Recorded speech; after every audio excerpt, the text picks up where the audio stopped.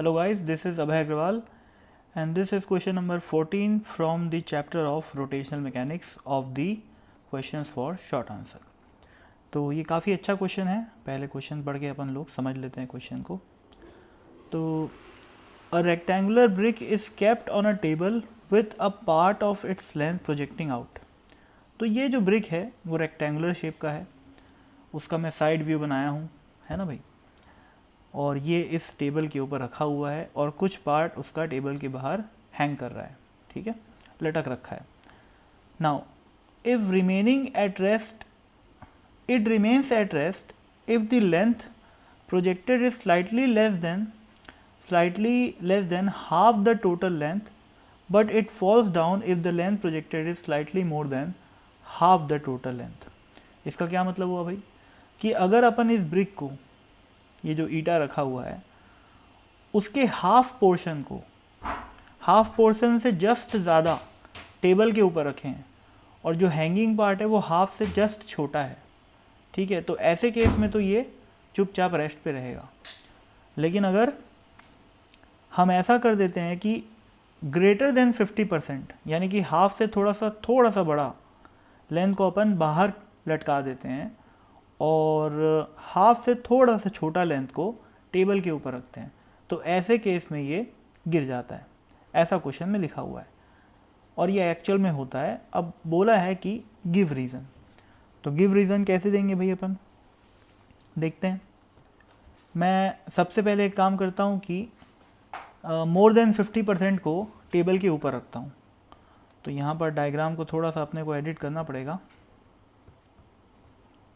तो अपन क्या कर रहे हैं, थोड़ा सा दिख रहा होगा 50% से ज़्यादा पार्ट जो है वो टेबल के अंदर है, मतलब टेबल के ऊपर है, और 50% से थोड़ा सा कम पार्ट टेबल के बाहर हैंग कर रहा है। तो ऐसे केस में जो इसका सेंटर ऑफ मास होगा वो कहाँ पर होगा, बिल्कुल जो टेबल की एज है उसके जस्ट लेफ्ट साइड में, ठीक है। तो दिख रहा होगा, ये मैं थोड़ा इसको जूम आउट कर देता हूँ। तो ये है, ठीक है।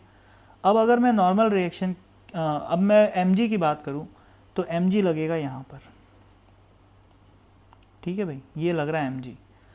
और इस mg को बैलेंस करने के लिए नॉर्मल रिएक्शन क्या करेगा, यहाँ पर लगेगा, ठीक है। और नॉर्मल रिएक्शन कुछ ऐसे लगेगा। और नॉर्मल रिएक्शन की वैल्यू क्या होती है भाई, नॉर्मल रिएक्शन की वैल्यू सिंपली होती है mg। क्यों, क्योंकि जो ट्रांसलेटरी इक्विलिब्रियम तो रहेगा यहाँ पर, है ना भाई।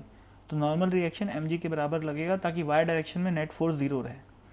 अब नॉर्मल रिएक्शन यहाँ क्यों लगा, बात ये है, नॉर्मल रिएक्शन यहाँ क्यों लगा, क्योंकि अगर मैं सेंटर ऑफ मास के अबाउट टॉर्क निकालता हूँ, इस पॉइंट के अबाउट अगर मैं टॉर्क निकालूँ तो mg का भी ज़ीरो आ जा रहा है और नॉर्मल रिएक्शन का भी ज़ीरो आ जा रहा है।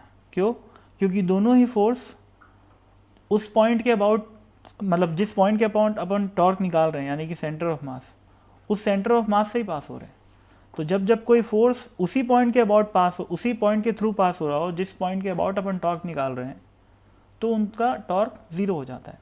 तो अगर नॉर्मल रिएक्शन इस पॉइंट के अलावा कहीं भी लगता है, जैसे फॉर एग्जांपल mg तो वहीं लगेगा, सेंटर ऑफ मास पे ही लगेगा, है ना। मान लेते हैं नॉर्मल रिएक्शन कहीं और लग रहा है, लेट से यहाँ पर लग रहा है, तो mg का टॉर्क तो ज़ीरो आएगा क्योंकि वो सेंटर ऑफ मास से पास हो रहा है।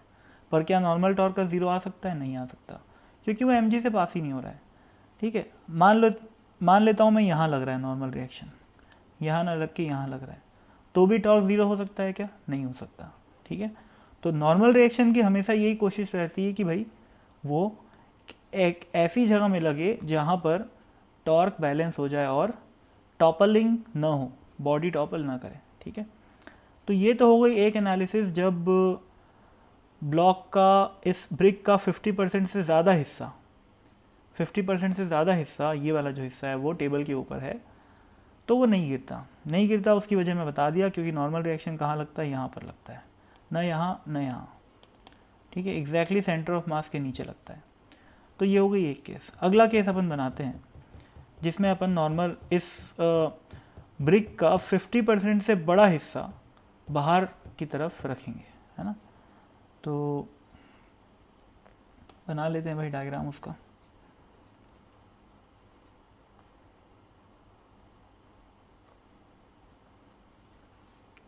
तो ये दिख रहा है कि 50% से थोड़ा ज़्यादा बड़ा हिस्सा जो टेबल है उससे बाहर है, ठीक है। तो mg तो भाई सेंटर ऑफ मास पे ही लगता है, तो यहाँ अपना सेंटर ऑफ मास है, तो mg तो भाई यहीं लगेगा, इसमें तो कोई डाउट ही नहीं है। अब बात करें नॉर्मल रिएक्शन की। अब देखो भाई, अगर मैं सेंटर ऑफ मास के अबाउट फिर से टॉर्क ज़ीरो चाहता हूँ, तो मेरे को नॉर्मल रिएक्शन के लिए एक ही ऑप्शन बचता है, वो यहाँ लगे ऐसे। पर क्या ऐसा संभव है? नहीं। नॉर्मल शिफ्टिंग करेगा, लेकिन कहाँ से कहाँ तक शिफ्ट कर सकता है वो? भाई जहाँ सरफेस है वहीं तो रहेगा, हवा में तो नॉर्मल रिएक्शन लग नहीं सकता। और यहाँ पर चाहे कहीं भी लगे नॉर्मल रिएक्शन, किसी भी हालत में वो सेंटर ऑफ मास के अबाउट टॉर्क पैदा करेगा ही करेगा, ठीक है। तो इस बॉडी पे नेट टॉर्क आएगा ही आएगा, और कौन से डायरेक्शन में आएगा? इस डायरेक्शन में आएगा। इसका मतलब ये जो ब्रिक है वो ऐसे क्लॉकवाइज डायरेक्शन में टॉपल कर जाएगी, ठीक है। तो इसका एक्सप्लेनेशन इतना ही है। बस ये बात ध्यान रखना कि अगर मैं नॉर्मल रिएक्शन की शिफ्ट करने की बात कर रहा हूँ, तो मैं effective point of application of normal reaction की बात करता हूँ, ठीक है। नॉर्मल रिएक्शन कोई एक पॉइंट पे नहीं लगता, वो तो डिस्ट्रीब्यूटेड रहता है। जैसे ये ब्रिक है, तो नॉर्मल रिएक्शन हर जगह लगता है, ऐसे ऐसे ऐसे। लेकिन हम किसकी बात कर रहे हैं? Effective point of application of normal force, ठीक है। और अगर आपको effective point of application of normal force नहीं आता, तो वो आपको थ्योरी में पढ़ना पड़ेगा, है ना। वो इस क्वेश्चन के स्कोप से बाहर है, तो उसको मैं यहाँ डिस्क्राइब नहीं कर रहा हूँ। तो आई थिंक इतना एक्सप्लेनेशन काफ़ी था और आपको समझ में आया होगा। तो थैंक यू सो मच।